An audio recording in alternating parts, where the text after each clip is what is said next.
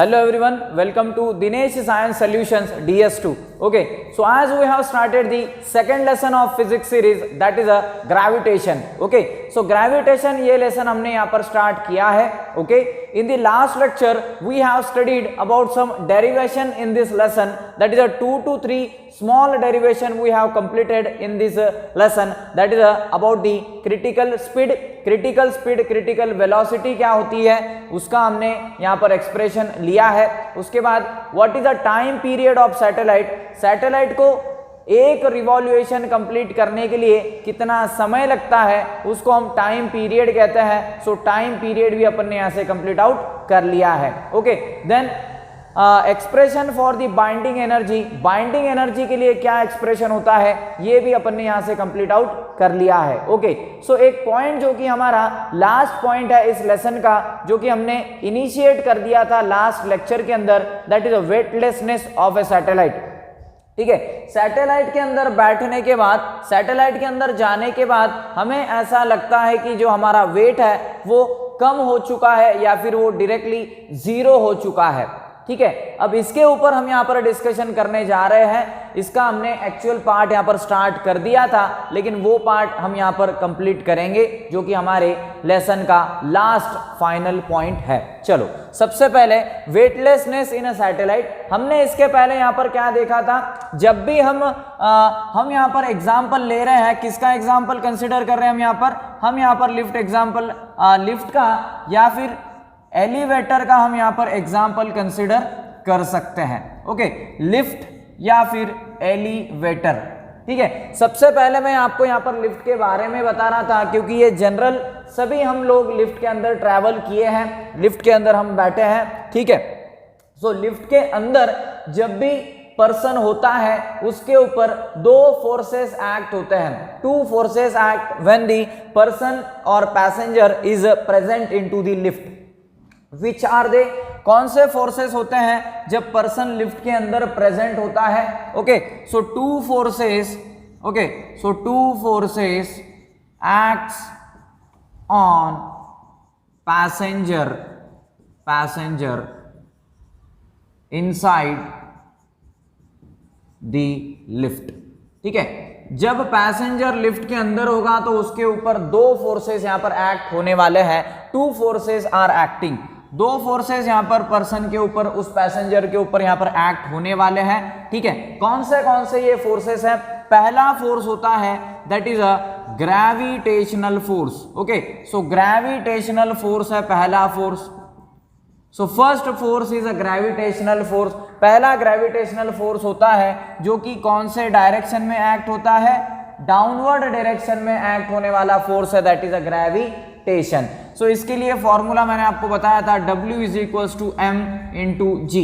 Okay, W is the weight. Okay, उस person का यहाँ पर क्या रहेगा, एक वेट रहेगा, उससे क्या होने वाला है, वो जो वेट है वो डाउनवर्ड डायरेक्ट होने वाला है. Okay, so W is the weight, M is the mass and G is the acceleration due to gravity. So gravitational force जो होता है ये डाउनवर्ड एक्ट होता है, डाउनवर्ड डायरेक्ट होता है. इसके बाद अनदर फोर्स जो कि मैंने आपको बताया था जो कि होता है नॉर्मल रिएक्शन फोर्स. ठीक है, नॉर्मल रिएक्शन फोर्स होता है जो कि ये सेकंड फोर्स होता है यहाँ पर. Okay, that is a normal reaction force. Okay, so normal reaction force is represented by a simple alphabet that is N. Okay, so normal reaction force को हम N से रिप्रेजेंट करते हैं और इसका डायरेक्ट होने का डायरेक्शन जो कि अपवर्ड होता है. Okay, normal reaction force upward direct होता है. इतना पार्ट अपन ने यहां से देखा था. और ये जो नॉर्मल रिएक्शन फोर्स होता है this is opposite with respect to the gravitational force. जो नॉर्मल रिएक्शन फोर्स होता है ये अपोजिट होता है आपके ग्रेविटेशनल फोर्स से. ठीक है, मतलब सपोज मेरा वेट यहाँ पर 70 kg है. ओके, तो मैं 70 kg क्या कर रहा हूं, अर्थ के ऊपर अप्लाई कर रहा हूं. अर्थ भी मेरे ऊपर क्या कर रही है, 70 kgs का फोर्स अप्लाई कर रही है. इसके लिए मैं यहाँ पर स्टैंड हूँ, बैलेंस फॉर्म के अंदर मैं यहाँ पर इस समय हूँ यहाँ पर. ठीक है, सो मैं जब यहाँ पर अर्थ के ऊपर फोर्स अप्लाई करूंगा that will be the plus 70 kg and that will B into the downward direction. Right, okay. but earth also exerting a simple 70 kg of force on me but in the opposite direction. जो अर्थ है वो upward direction के अंदर वहां पर मुझ पर यहाँ पर फोर्स अप्लाई कर रही है, मतलब कि -70 kgs अर्थ मेरे ऊपर यहाँ पर फोर्स लगा रही है. Okay, so equal force but in the opposite direction. Equal force रहेगा बट उसका जो डायरेक्शन रहेगा वो यहाँ पर अपोजिट होने वाला है. ठीक है, सो ये दोनों चीजें हैं यहाँ पर. First is the gravitational force and second is the normal reaction force. ठीक है, इसी डिस्कशन को आगे लेकर के जाएंगे. हम यहाँ पर क्या कंसिडर कर रहे हैं कि जो पर्सन है वो किसके अंदर है, लिफ्ट के अंदर है. ठीक है, लिफ्ट के अंदर है. पहले मैं लिफ्ट के बारे में डिस्कस करूंगा और फिर हम यहाँ पर सैटेलाइट की तरफ बढ़ेंगे. चलो, सो सबसे पहला पॉइंट अलग अलग केसेस में यहां पर कंसिडर करूंगा. Okay, we will consider the different cases. अलग अलग केसेस हम यहां पर कंसिडर करेंगे. Cases. Okay, so first case हम यहां पर कंसिडर करने जा रहे हैं. केस नंबर फर्स्ट केस के अंदर lift having zero acceleration. Lift having zero acceleration. ठीक है, जो लिफ्ट है उसका जो एक्सेलरेशन है वो कितना है, जीरो है. Okay, so lift having the zero acceleration of lift. Lift का एक्सेलरेशन जीरो है, ऐसा हम यहां पर कंसिडर करेंगे. चलो, तो आप मुझे यहां पर बता सकते हो या फिर आप सोच सकते हो आपके माइंड में कि लिफ्ट का एक्सेलरेशन जीरो कब रहेगा. ऑफ कोर्स पहला आंसर निकल करके आता है कि लिफ्ट जब रेस्ट कंडीशन में रहेगी. Right. Okay, when the lift will be in the rest condition. ठीक है, जब मेरा लिफ्ट रेस्ट कंडीशन में है तब उसका एक्सेलरेशन कितना रहेगा, जीरो रहेगा. ठीक है, और एक्सेलरेशन जीरो कब हो सकता है, और एक्सेलरेशन जीरो हो सकता है when the lift is moving upward और downward with a constant velocity. ठीक है, जब भी मेरी लिफ्ट, चलो यहां पर मैं डिस्कस कर लेता हूं इसको. जब भी लिफ्ट अपवर्ड या फिर डाउनवर्ड डायरेक्शन के अंदर एक्ट होने वाली है, मतलब अपवर्ड मोशन कर रही है या फिर डाउनवर्ड मोशन कर रही है. Okay, with a constant velocity. जो वेलोसिटी रहेगा उस लिफ्ट का वो कांस्टेंट होने वाला है. ठीक है, अगर वेलोसिटी कांस्टेंट है तो उसका एक्सेलरेशन क्या कंसिडर करते हैं हम, जीरो कंसिडर करते हैं. ये लॉज ऑफ मोशन में मैंने आपको पढ़ाया था, है ना, कि फोर्स जीरो कब होता है, जब बॉडी रेस्ट में हो या फिर वो यूनिफॉर्म मोशन परफॉर्म कर रही हो, है ना. ये हमने पढ़ा था, जो कि हमने गैलीलियो सर ने अपने को ये पढ़ाया था, बताया था, है ना. एरिस्टोटल और गैलीलियो की स्टोरी मैंने आपको वहां पर बताई थी. सो जब भी लिफ्ट अपवर्ड और डाउनवर्ड जाएगी विथ ए कांस्टेंट वेलोसिटी तो वहां पर एक्सेलरेशन कितना रहेगा, जीरो रहेगा. जब भी लिफ्ट मेरी रेस्ट में रहेगी तब एक्सेलरेशन कितना रहेगा, जीरो रहेगा. ठीक है, तो ये दोनों कंडीशन में आपका एक्सेलरेशन कितना होने वाला है, जीरो. इस कंडीशन में आपका एक्सेलरेशन होने वाला है. ठीक है, चलो, सो आपके पास एक सिंपल फॉर्मूला है, force is equals to mass into acceleration. Right है. चलो, तो अगर मेरा एक्सेलरेशन जीरो है, okay, if acceleration which will equals to zero, so what will be your force, zero into anything that will be the zero. Okay, so यहां पर आपका जो फोर्स है वो कैलकुलेट होकर के आ जाएगा जीरो, क्योंकि मेरा एक्सेलरेशन कितना है, जीरो है. जीरो एक्सेलरेशन हो रहा है यहाँ पे, है ना. So force will be equals to zero. मेरा फोर्स यहाँ पर कितना हो जाएगा, जीरो हो जाएगा, है ना. तो आपके पास यहाँ पर कौन से फोर्सेस है, वो फोर्सेस जीरो नहीं होंगे, वो फोर्सेस एज इट इज रहेंगे, है ना. सो वो फोर्सेस हमारे यहाँ पर एज इट इज ही होने वाले हैं. ठीक है, so this will be the forces that will be a same. ठीक है, जब भी लिफ्ट मेरी रेस्ट कंडीशन में रहेगी, जीरो एक्सेलरेशन के ऊपर होगी, तब याद रखना हमें कि जो नॉर्मल रिएक्शन फोर्स होता है, normal reaction force is always equals to the gravitational force. ठीक है, नॉर्मल रिएक्शन फोर्स हमेशा अपना ग्रेविटेशनल फोर्स के इक्वल रहेगा. एंड मोस्ट इंपॉर्टेंट पॉइंट जो कि मैंने आपको पहले ही बताना था कि लिफ्ट के अंदर, है ना, लिफ्ट का जो पॉइंट मैंने यहां पर लिख रखा है, लिफ्ट के अंदर जो भी वेट आपका मेजर होने वाला है, है ना। कोई भी पर्सन का जो वेट मेजर होगा लिफ्ट के अंदर वो डिपेंड होगा केवल और केवल नॉर्मल रिएक्शन फोर्स के ऊपर, है ना। लिफ्ट के अंदर जो भी पर्सन का वेट काउंट होगा, जो भी काउंट होगा वेट, हम लिफ्ट के अंदर वेइंग मशीन लेकर के जा रहे हैं तो वहां पर आप वेट मेजर कर सकते हो, ठीक है।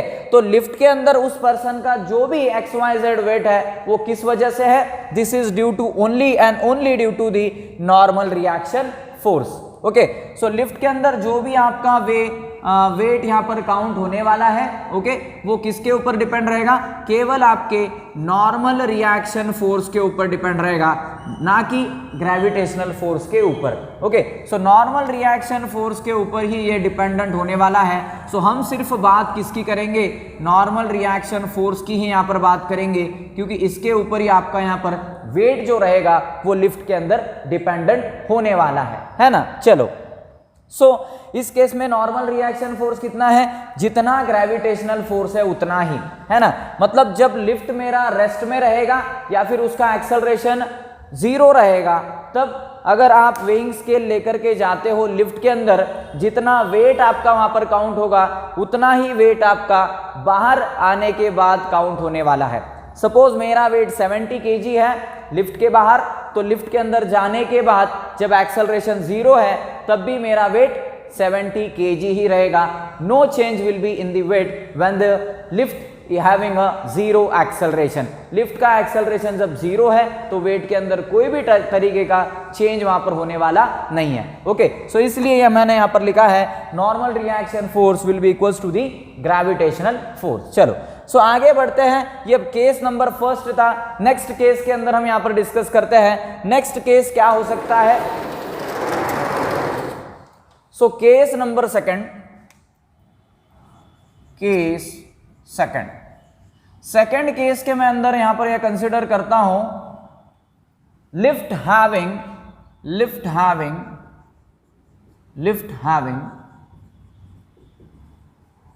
Downward acceleration.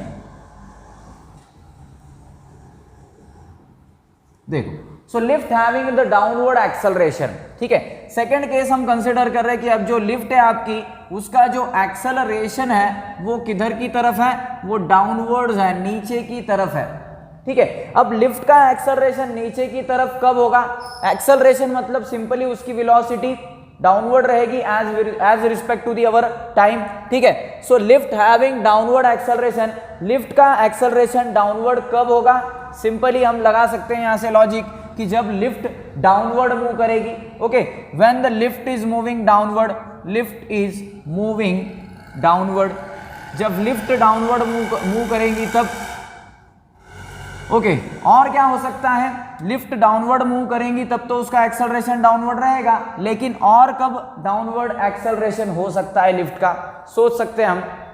देखो, जब भी लिफ्ट अपवर्ड में स्टॉप होती है ना, जब भी लिफ्ट अपवर्ड में स्टॉप होती है तो हमें एक हल्का सा जर्क हमें वहां से फील होता है ना। जब भी लिफ्ट ऊपर रुकेगी तो हमें हल्का सा जर्क नीचे की ओर लगेगा, है ना, नीचे की डायरेक्शन में अपने को एक सिंपल जर्क वहां पर लगता है, एक झटका अपने को वहां पर लगता है नीचे की डायरेक्शन के अंदर, डाउनवर्ड डायरेक्शन के अंदर, तब भी मेरा एक्सेलरेशन कहां पर है, डाउनवर्ड्स है। ओके, सो मैं यहां पर लिख सकता हूं lift just stopped in upwards. जब लिफ्ट अपवर्ड्स के अंदर यहां पर स्टॉप होती है तब भी उसका एक्सेलरेशन किधर रहेगा, डाउनवर्ड ही रहने वाला है, डाउनवर्ड एक्सेलरेशन तभी वो लिफ्ट का रहने वाला है। चलो, सो ये दो केसेस में डाउनवर्ड एक्सेलरेशन यहां पर हो सकता है ना। तो आपके पास में यहां पर कौन सा फोर्स है, यानी कि आपके पास में कौन से फोर्सेस हैं, आपके पास यहां पर नॉर्मल रिएक्शन फोर्स है, आपके पास यहां पर ग्रेविटेशनल फोर्स है, ठीक है। अब ये डाउनवर्ड एक्सेलरेशन डाउनवर्ड है, मतलब इसके लिए मैं क्या करता हूं, यहां पर लिखता हूं AD। Okay, D means downward, A means acceleration. Okay, so downward acceleration, ऐसा हम इसको यहां पर समझ सकते हैं। फोर्स का फॉर्मूला क्या है, force having a formula mass into acceleration, और एक्सेलरेशन के सफिक्स में क्या लिख सकते हैं हम, D लिख सकते हैं, that is a downward acceleration.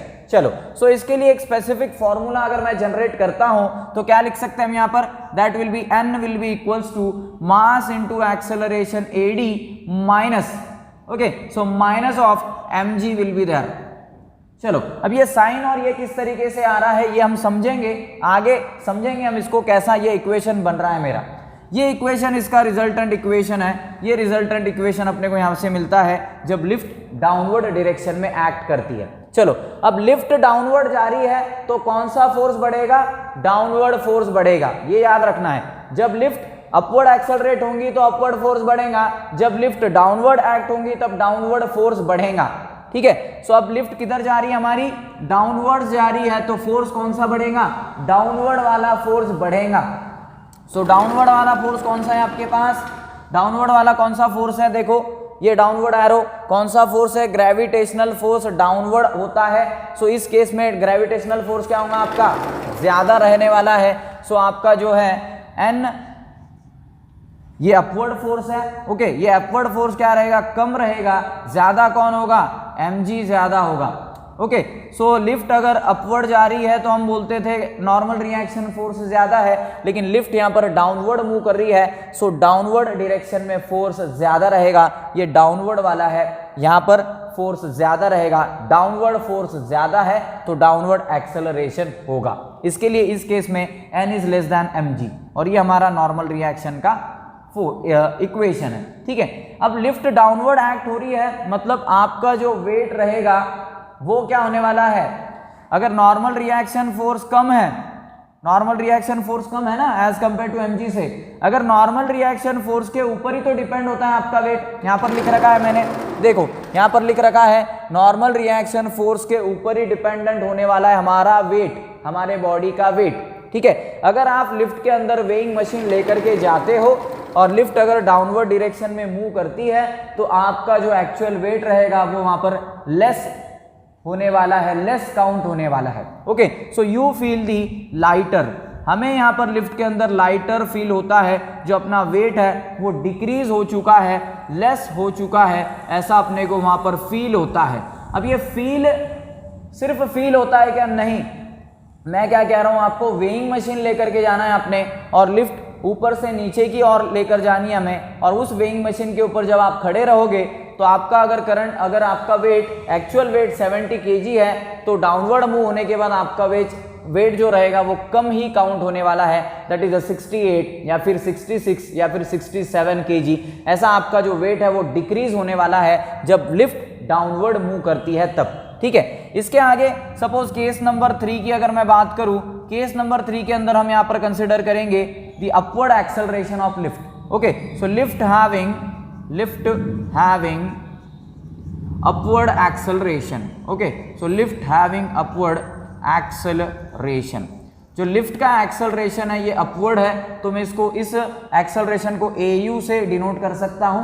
U stand for the upward and A stand for the acceleration, okay. So इस केस में जो मेरा लिफ्ट है ये क्या है, अपवर्ड मूव कर रहा है। चलो, आप अब बता सकते हो कि लिफ्ट अपवर्ड एक्सेलरेट कब होगा, सिंपल लॉजिक है, जब लिफ्ट अपवर्ड डायरेक्शन में मूव करेगा, ओके।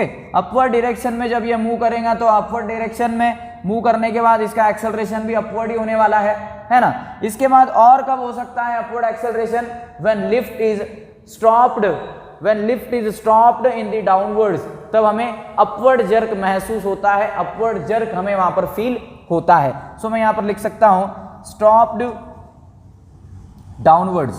डाउनवर्ड्स जब लिफ्ट स्टॉप होती है तो आपको वहां पर एक जर्क फील होता है अपवर्ड डायरेक्शन की तरफ। इन दोनों केसेस में मेरा जो लिफ्ट है ये यहां पर क्या करता है, लिफ्ट अपवर्ड एक्सेलरेशन करता है, अपवर्ड एक्सेलरेशन होता है लिफ्ट का इन दोनों भी केसेस के अंदर, क्लियर, ओके। चलो, अब इक्वेशन की अगर मैं यहां पर बात करूं, ठीक है, इक्वेशन में हम क्या लिख सकते हैं, force is equal to mass into acceleration, जो कि है अपवर्ड AU, है ना। सो ये force is equal to mass into acceleration हो गया। अब ये अपवर्ड है तो अपवर्ड फोर्स बढ़ेगा, है ना। अपवर्ड फोर्स कौन सा होता है, normal reaction force upward force होता है, तो ये बढ़ेगा एज कंपेयर टू आपके ग्रेविटेशनल फोर्स से, ठीक है। सो इस केस में जो नॉर्मल रिएक्शन फोर्स है ये इंक्रीज होगा mg से, ठीक है। सो नॉर्मल रिएक्शन फोर्स यहाँ पर इंक्रीज होने वाला है क्योंकि लिफ्ट अपवर्ड एक्सेलरेट कर रही है तो फोर्स कौन सा बढ़ेगा, अपवर्ड वाला ही फोर्स यहाँ पर बढ़ने वाला है आपके ग्रेविटेशनल फोर्स से। अब देखो अगर नॉर्मल रिएक्शन फोर्स बढ़ रहा है, अगर ये इंक्रीज हो रहा है तो आपका वेट भी क्या होगा, इंक्रीज होगा, क्योंकि आपका जो वेट है ये नॉर्मल रिएक्शन फोर्स के ऊपर ही डिपेंडेंट होता है ना। सो आपका जो वेट है ये आपको यहाँ पर हैवियर लगेगा, आपको लगेगा कि अपना जो वेट है वो यहाँ पर बढ़ चुका है, इंक्रीज हो चुका है ना। मतलब यहाँ पर आपका वेट आपको लगेगा कि हैवियर हो चुका है। सो इस केस में मेरा इक्वेशन क्या लिख सकता हूँ, मैं यहाँ पर लिख सकता हूँ n will be equals to same that is MAU plus mg, this will be our simple formula. ये हमारा सिंपल यहाँ पर फॉर्मूला हो सकता है ना। सो इस तरीके से हम यहाँ पर ये कैलकुलेट कर सकते हैं कि हमारा जो वेट है वो किस तरीके से यहाँ पर होने वाला है ना, किस तरीके से हमारा ये वेट यहाँ पर होने वाला है, ये हम यहाँ से कैलकुलेट कर करके कंसिडर कर सकते हैं। ठीक है, इसके बाद जो लास्ट केस होता है उसको हम कहते हैं फ्री फॉल।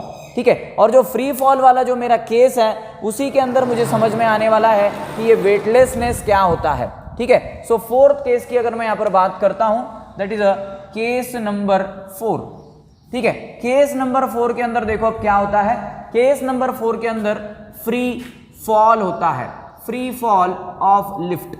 ठीक है, लिफ्ट का अगर मैं फ्री फॉल कंसिडर करूं व्हाट विल हैपन, लिफ्ट का अगर मैं फ्री फॉल कंसिडर करता हूं तो लिफ्ट किधर मूव होंगी, डाउनवर्ड डायरेक्शन में एक्सेलरेट होंगी। सो एडी मैं लिख सकता हूं acceleration in the downward direction.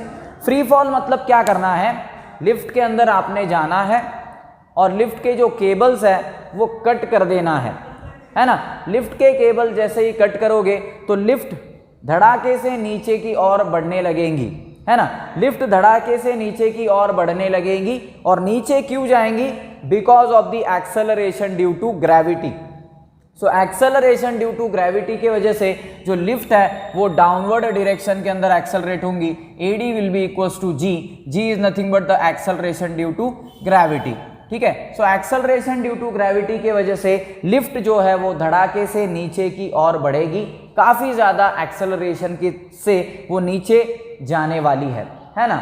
और जब अगर आप वहां पर वेइंग स्केल लेते हो, है ना, वेइंग स्केल आपने लिया, लिफ्ट के अंदर रखा, फ्री फॉल हो रहा है लिफ्ट का, और आप अगर वेइंग स्केल के ऊपर खड़े रहते हो तो आपका जो वेट है वो 0 kg रहेगा, 0 करके देख सकते हो आप। तो आपका जो वेट है वहां पर 0 kg रहेगा, इसी को हम वेटलेसनेस कहते हैं। क्यों 0 kg रहेगा, क्योंकि उस केस में आपका normal reaction force, gravitational force, ये दोनों भी क्या होते हैं, 0 की बराबर होते हैं। और सिर्फ आपका वेट किसके ऊपर डिपेंडेंट होता है, एक्सेलरेशन ड्यू टू ग्रेविटी के ऊपर, जो कि यहाँ पर सेंटर के ऊपर कितनी होती है, 0 होती है। सो अर्थ के सेंटर के ऊपर एक्सेलरेशन ड्यू टू ग्रेविटी 0 है, आपका वेट भी यहाँ पर कितना रहेगा, 0। सो 0 विल बी दी वेट, इसी को हम यहाँ पर कहते हैं वेटलेसनेस। ठीक है, सो इसी को हम क्या कहते हैं, वेटलेसनेस कहते हैं। ठीक है, सो वेटलेसनेस क्या होता है मैंने आपको यहाँ से समझाया है। लिफ्ट के अंदर किस तरीके से वेटलेसनेस होता है, जब लिफ्ट फ्री फॉल करती है तब वेटलेसनेस वहां पर होता है। सो इसी तरीके से सैटेलाइट के अंदर वेटलेसनेस किस तरीके से होता है, जब सैटेलाइट के अंदर भी कुछ इस तरीके से एक्सेलरेशन ड्यू टू ग्रेविटी के वजह से यहाँ पर लिफ्ट एक्सेलरेट होती है, acceleration is equal to the acceleration due to gravity. Lift के अंदर सैटेलाइट के अंदर ये होता है, और सैटेलाइट के अंदर भी जो एस्ट्रोनॉट्स होते हैं, ओके, जो एस्ट्रोनॉमर्स होते हैं, तो वो जो होते हैं वो जब लिफ्ट के अंदर जाते हैं, आपने कई सारे वीडियोस में, कई सारे फोटोग्राफ्स में पढ़ा होगा, देखा होगा कि वो जो एस्ट्रोनॉमर्स होते हैं वो घूमते हैं इधर से उधर, फ्लो करते हैं वो उस सैटेलाइट के अंदर। क्यों करते हैं, क्योंकि उनका जो वेट होता है वो वहाँ पर 0 kg होता है, और वो एक जगह से दूसरे जगह की तरफ उनका पोजीशन चेंज नहीं कर सकते। इसके लिए आपने वीडियोस में, फोटोग्राफ्स में देखा होगा कि जो एस्ट्रोनॉमर्स हैं वो सैटेलाइट के अंदर उड़ते हैं, फ्लो होते हैं, है ना, और वो एक जगह से दूसरी जगह की तरफ उनका पोजीशन भी इजीली चेंज नहीं कर सकते। तो यही होता है वेटलेसनेस इन ए सैटेलाइट। सैटेलाइट के अंदर वेटलेसनेस क्या है वो अपन ने यहाँ पर लिफ्ट का एग्जांपल लेकर के इक्वेशंस को डिराइव करके समझ लिया है, ठीक है। सो इस तरीके से थ्योरेटिकल पार्ट जो है इस लेसन का पूरा हमारा फिनिश यहाँ पर होता है। जो न्यूमेरिकल पार्ट रहेगा वो हम यहाँ पर नेक्स्ट लेक्चर के अंदर कंटिन्यू करेंगे। So today we shall stop over here, next part will continue in